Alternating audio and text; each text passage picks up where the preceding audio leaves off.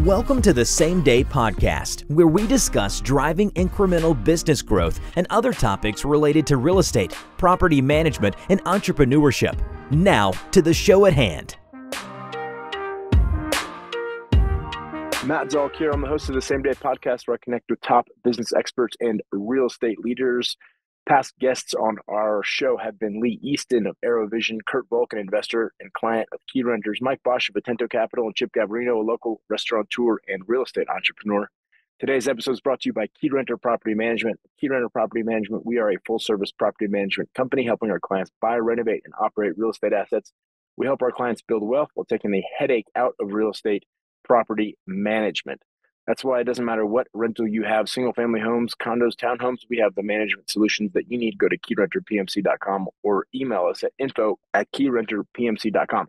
Today, we are flipping the script a little bit. I'm here flying solo, and we're going to talk about maximizing ROI, the ultimate guide to renting out your former home. We see this a lot. Many clients call us and say, I've got this home, I'm locked in at a good interest rate, and I don't want to sell it. I'd rather keep it as an asset long-term and earn money. And we love that. We think it's a great place to be owning real estate. And we're going to talk about a couple of things that are super important. We're going to talk about preparing your home for rent. We're going to talk about understanding your market and how to price your rental. We're going to talk about financial planning and making sure that you've got the resources to make it all work. And then finally, we're going to talk about legal requirements. The reason this topic is so important is because we see it so frequently. But I recently went through this in my own life with my own family. We outgrew our former home in Tulsa, and my wife and I decided that we didn't want to sell our property. We were locked into a 30-year mortgage at a very favorable interest rate, and it made way more sense to rent the property to a great tenant rather than sell the property. Of course, we could have taken the equity that we'd built in the home because of principal pay down and the work that we'd put into the property, but with interest rates having crept up a little bit, we didn't feel like we'd be able to put the equity to better use at a better return. We were also excited about the continued appreciation of the property, which was strong because of our leveraged position in the house. And we were also excited about the cash flow that we could earn from renting it, the depreciation benefit that real estate offers, the idea that inflation would help our asset value and diminish our debt payments, and finally, the notion that a resident of our property would be paying down our principal every month. So let's jump right in based on my previous experience and the experience that we've seen within Keyrenter of many of our clients renting out their primary residences. The topic at large, is renting your home, but the first part is preparing your home for rent. We want a tenant to pick your property when they go to find a rental in the market, and it's very important that you prepare correctly. So the first topic is really curb appeal.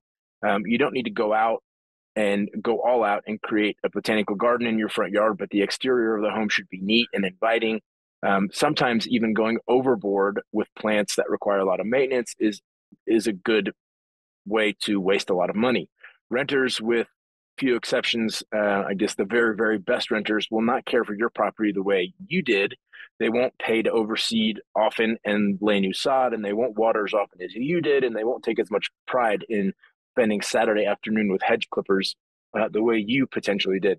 That's why it's super important to set your future tenants up for success. We think that some plants like dwarf nandinas, which are small and hardy and don't require a lot of maintenance, they don't need to be watered all the time or cut back as frequently as many other plants, are a good idea for making a nice looking yard, but not something that requires a ton of maintenance. They blend in well, they're drought resistant, and they mix well with other plants across the front of your landscape. I remember early in my career as a landlord, I spent a good amount of time on a rental property once, only to come back. A good amount of time on a rental property and money putting a really nice yard and bed in for flowers and plants. And I came back a few months later to find that the tenants who cared super well for the interior of the property and paid rent on time each month, in other words, they were great tenants, had let my precious garden die out. Don't make that same mistake. It's not important that you make the property a botanical garden, but rather just have something that is palatable and aesthetically pleasing. A second thing is just making sure that you've got a fresh coat of paint on the front door, a couple of potted plants on the entryway. Something that's small but is inviting can help new prospective tenants view the property in a positive light and want to be in the house. It's all about making the house inviting, so to speak. If we step inside the house, let's talk about interior improvements. Interior improvements can really make your property stand out in photos and during viewings. A couple of modern, simple updates like light fixtures, a fresh coat of paint in neutral colors, and updated hardware on cabinets can significantly boost your property's appeal. Keep in mind that many people have blues painted in bedrooms for certain gender of kids and pinks and others. The people that are renting your house will likely not have the same gender of kids. Potentially they might have 3 girls, as I do. They might have all boys, as other families, and so the pink that you found so appealing and nostalgic for your family might not be the right choice. So when you go back to repaint, if you repaint in neutral colors, it often can be way more inviting for families that have different configurations than yours. One thing to think about in terms of repairs, you might think to yourself, I didn't repair any of this stuff when I lived at the house, so why do I need to do it for a tenant? That's possibly true, but your intentions were different when you were living at the house. Just because you didn't mind that the light above the shower didn't work, for example, it doesn't mean that a tenant paying good money, and any tenant that is paying will naturally think that they're paying good money because they're likely going to be spending 30% of their income or a little bit more on the property. So that's good money to them. They're going to think that they want your property with all aspects of the home to function according to the design. So what naturally follows is that you've got to tackle necessary repairs before a tenant moves in. Leaky faucets, peeling paint, faulty electrical outlets are more than just an eyesore. They can be potential deal breakers for tenants that are viewing the property. Not only that, but they also open up the possibility of complaints and repair requests right off the bat when a tenant moves in. So, which is never a positive thing. When I moved out of my primary residence, I actually moved out 2 weeks early. You can see the sun coming in on my face. That's going to be problematic in a few minutes, and I may have to move. Not only did I move out a few weeks early, but I looked at it with a discerning eye. So being out a couple weeks early allowed me to touch up the paint, the sheetrock where there was significant damage or even insignificant damage, right? But it allowed me to touch up. It also allowed me plenty of time to inventory the overall situation with a full inspection of the condition of the property. And when the tenant moved in, we didn't have significant issues that made them upset early on and gave them a sense of buyer's remorse, so to speak, or feel like we had tricked them. The last thing you want to do when you move out of your property, I'm trying to find a place where the sun's not hitting me in the face. Sorry, if you're just listening, if you're not watching, you don't see that I'm being hit by the sun. Finally, you want to make sure that you do a deep cleaning. You don't want potential renters to walk in and go, oh, there's a cobweb here, or there's a dead roach here, or something like that. Because what happens is essentially they go from a cobweb up to the ceiling and they go, there's a little bit of crack in the caulking. And then they notice that there's another problem. And all of a sudden they think, holy moly, the house is falling apart. And all that came about because there was some simple cleaning that could have been done. We've seen that happen many times before, and it's just not a good situation. So think about prepping your home as setting a stage for a great performance. We want to get these elements right, so that you're well on your way to attracting the tenants who are willing to pay a premium to live in a well cared for property. Address the curb appeal, make those simple yet impactful interior improvements, and take care of essential repairs. And then your investment will in this property will pay for itself in the long run with higher rents and fewer vacancies. So once we've set the stage or laid the groundwork for a beautifully prepped home, we got to move into the next crucial step, which is understanding your market and where the rents should be priced. The first step of that is assessing rental rates in your area. You may be thinking, can I just set a rent that covers my mortgage and expenses? Well, yes and no, but mostly no. You're covering your costs is essential, and you need to be making money to do this because it should be a business in your mind, and not a charity that you're running. But the market dictates what renters are willing to pay. Think about this. If you put a 15-year note on your property instead of a 30-year note, your mortgage payment is going to be dramatically different than somebody down the street. Does that allow you to charge a tenant more? Not at all. If that were the case, and you could expect that a house down the street on a 30-year mortgage would be listed for $400 cheaper than your newly converted home to rental. So it doesn't make sense that you just cover your expenses. You've got to think about it from a broader market perspective, and the market is what sets the rent, supply and demand in your area, not your costs or covering your costs. Websites like Zillow, Rent-A-Meter, or even local real estate groups can be a great resource. Certainly, Keyrenter can help you understand comparables. We use the MLS, Rent Range, and other tools to help pull all the rental comps in your area and give a fair price for a similar property. There's never going to be an exact match for your property. There are some neighborhoods in Tulsa and Oklahoma City, for example, where a builder put up many houses that are very similar in square footage. So you might be able to find stuff that's similar, but there's always going to be there will always be small differences and features that might dictate changes in the actual rental price that you can command. But by understanding average rental rates for similar properties in your neighborhood, you can ensure that your price is competitive, attracting potential tenants while maximizing the ROI. But it is, again, important to ensure that you're comparing apples to apples. Does your house have granite countertops? Does it have tile or hardwoods? How well thought through was the design? How much natural light comes through large or small windows? All these things will help dictate the price that a renter is willing to pay and how comfortable a tenant is going to feel in that property. But speaking of competition with your potential landlord neighbors, you've got to know them. You've got to understand what they are offering. It's probably important that you tour either virtually or in person other properties in your areas to understand what amenities are offering, how their prices compare. If a home down the street has a brand new kitchen, but its price is the same as yours, it might be time to reevaluate how much you're charging or want to charge. Remember that potential tenants will be doing the exact same comparison when they're shopping for properties. But a little pro tip for you, don't just compare your property to others. Think about what unique value you can offer to potential tenants. Maybe you include lawn care, and that's also a benefit if you want your lawn to stay super nice, but sometimes you include lawn care. Perhaps you've got smart home features installed that the new resident can use. These perks can be game changers in a competitive market, and so that's important that you actually highlight those, think through those things.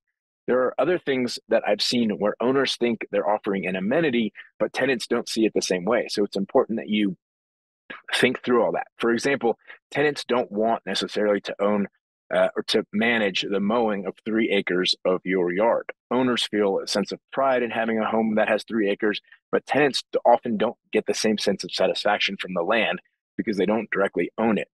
So that's something to consider. Another example is when a property has a back garage apartment and utilities aren't split up.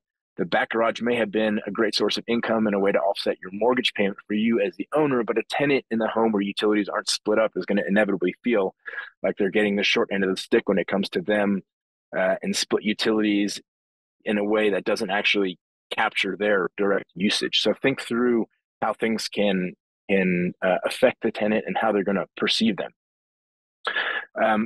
When considering the overall picture of rent and how to price your property, just consider that the rental market isn't static. Back in 2022, we were able to get a tremendous amount of rent. Now coming into 2023, in the middle of 2023, we're getting less rent sometimes, or at least stagnant rents.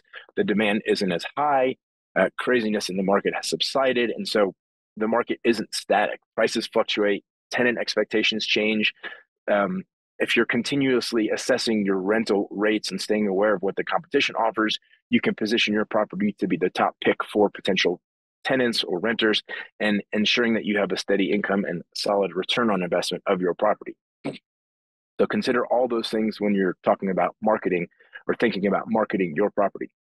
Let's move on to financial planning, which is super important. Every owner needs to think about getting their finances in the right order. So let's just dive in directly. First and foremost, it's important that you set aside a budget specifically for maintenance and renovations.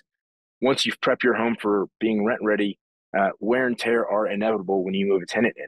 There are laws that govern what is considered normal wear and tear. If you rent your home to a fraternity house, the expectation of what normal wear and tear is different than if you rent it to an unmarried couple, for example. So you need to know and be prepared for different types of wear and tear.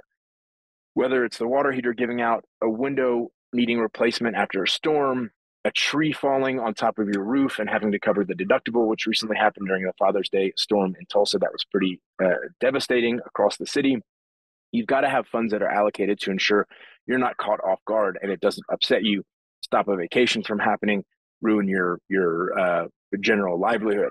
But Timely repairs keep tenants happy, and happy tenants mean longer leases, of course. So you want to make sure that you've got the money put aside for all of those things. We've often seen that owners move out of a house. Let's just call it an empty nester couple living in a 3-bedroom, 2-bath house for the example of this argument, and everything works fine. Well, when a new family moves in and it's 2 people in the master bedroom, twins in the 2nd bedroom, hypothetically, and a 3rd child living in a 3rd bed, that's 5 people if you're counting with me. There's a lot more usage on the plumbing lines and a lot more laundry and gray water that are going through the plumbing lines of this home. This causes issues potentially, and these issues were not expected. The owners that are moving out didn't think that there was anything wrong with their house. There may be a cracked line in a crack in the clay plumbing lines, or in the cast iron line that's broken or something, and you wouldn't expect that these lines would have clogged when the initial couple was in the house. But now that there's 5 people using it, it's much more significant. If you don't understand that, you can go back to previous episodes that I've done where we talked about cracks in lines and how roots grow through and how little things start to catch on the cracked lines and build up over time and cause the blockages that ultimately need to be kind of snaked out and fixed in an ideal world. Speaking of other renovations, think of them as an investment, in my opinion. If you notice several potential tenants touring a property but not biting and submitting an application, it might be time to spruce things up. You might want to upgrade appliances. You might want to put in more energy efficient windows or modernize bathrooms. They can reduce, doing these investments can reduce vacancy periods, not just when you're first leasing it, but also down the road when you're leasing it again. I've heard owners make comments about windows not needing to be energy efficient. The problem with that approach is that it's true in a sense that you don't need to provide a Taj Mahal residence, but owners don't understand that tenants often look at the whole package, not just the rent rate. So if a tenant is paying $2,000 a month for rent, but pays $500 a month in utilities, they often look back after a few months, realize what their total housing costs are, and then will say, this is beyond what I'm willing to pay. Maybe they want to pay $2,200. And if they just bought a house that was $2,000, if they rented a house that was $2,000, but only paid $200 in utilities, that would be more palatable for their overall family budget. And they recognize that their total housing costs are a function of their utilities. And if they're paying too much in utilities every month, they're more likely to leave at the end of the tenancy, which is not what we want. We want tenants to stay in the home for years and come to view the home as their own, taking care of it as they would their own home. That's what will maximize ROI for the investment, for the owner of the property. I think it's probably appropriate to address the elephant in the room when we're looking at all of these things that I've mentioned already and more to come. Should you hire a property management or go the do-it-yourself route? Property managers can take significant tasks off your plate, from screening the tenants to handling repairs, but they come at a cost, obviously, typically a percentage of the monthly rent, but you get in return peace of mind and time saved that might just be worth it, especially if you own multiple properties or if you have many other things going on in your life. On the flip side, if you're someone who enjoys hands-on involvement and has the time to manage your property, you can save on those fees and you can directly control the outcome more closely for that property. Just ensure that you're up to the challenge. You've got a good set of reliable contractors at the ready for handling all the improvements and maintenance things that we've discussed already and will continue to discuss. My opinion is that the time spent on property management includes not just the preparation, the make ready, the leasing time, but it also includes the maintenance and the cost and the resource of doing maintenance yourself. Maintenance includes, and we've talked about this on other podcasts before, includes finding vendors that you trust, getting fair pricing, ensuring that the work that they're doing, that they're claiming to have done, can be done and is done. It also means paying for materials, writing a check to vendors who often want to get paid immediately upon work completed. And of course, if you pay your vendors very quickly, they're fast to respond to future requests that you have. So there's this whole virtuous circle associated with paying quickly. But if you're out of town and you don't have a chance to go by and see the work that was done by a vendor, could you be paying for something that wasn't fully done? And something that you have to consider. Then at the end of the year, when you need to keep all your receipts, find them if you put them somewhere, reconcile your books, prepare for financial statements so that your tax preparer or CPA can properly put together your taxes, that becomes a different kind of headache and nightmare potentially if you're not super organized. If you've lost your receipts or you didn't enter them into a spreadsheet, then you might miss out on some deductions. If you ever get audited and need to provide those receipts, but you don't have them, that's a problem. But a property manager will be able to provide them, whereas you may have filed them away for easy access and have moved. It might be in storage, it could be lost or whatever, and could cause potential problems. So all this to say, proper financial planning doesn't just protect your investment, it enhances it.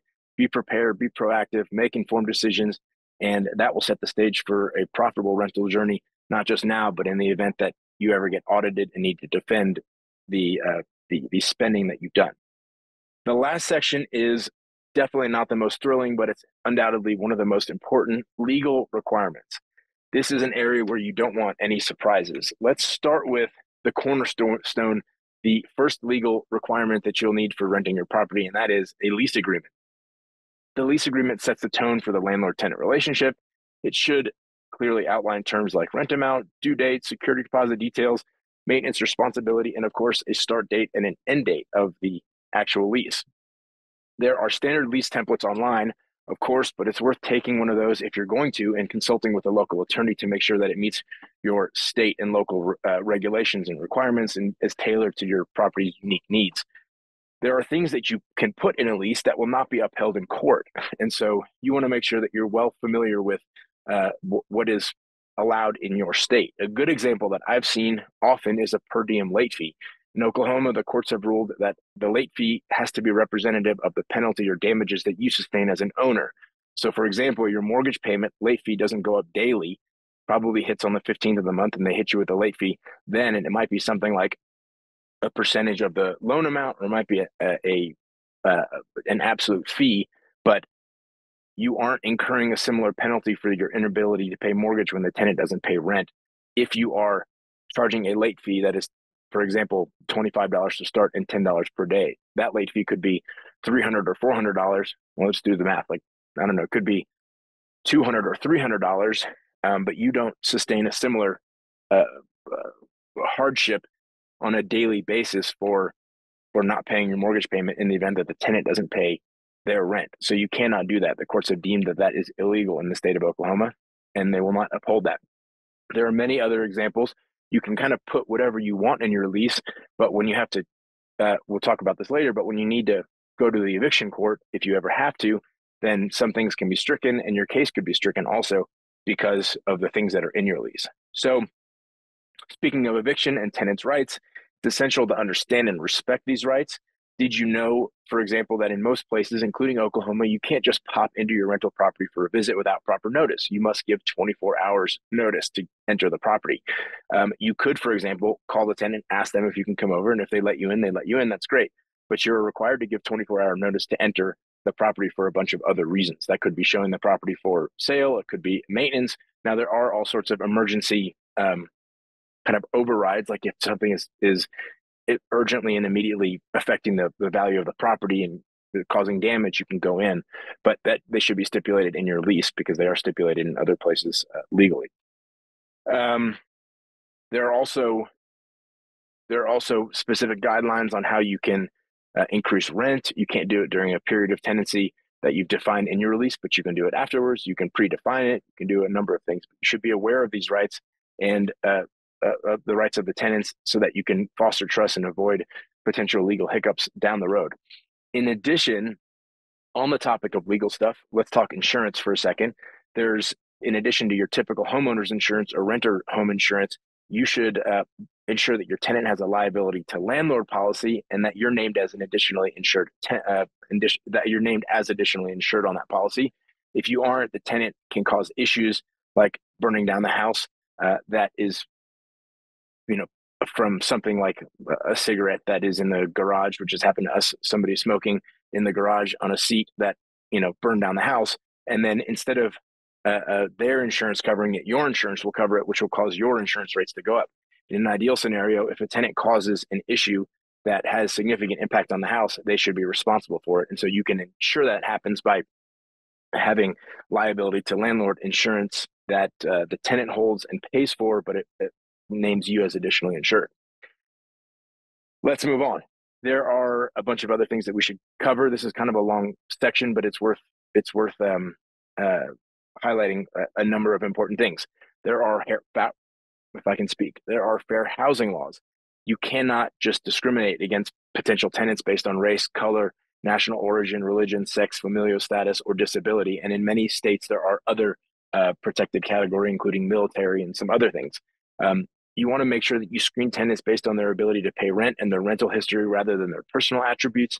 Be very careful about how you deny applicants based on credit, previous rental history. In some places, you cannot use previous rental history. You cannot use eviction uh, uh, data. You can't use bankruptcy data. There are all sorts of local requirements that you should be aware of legally before you are accepting or denying applicants. But fair housing laws are universal across the United States.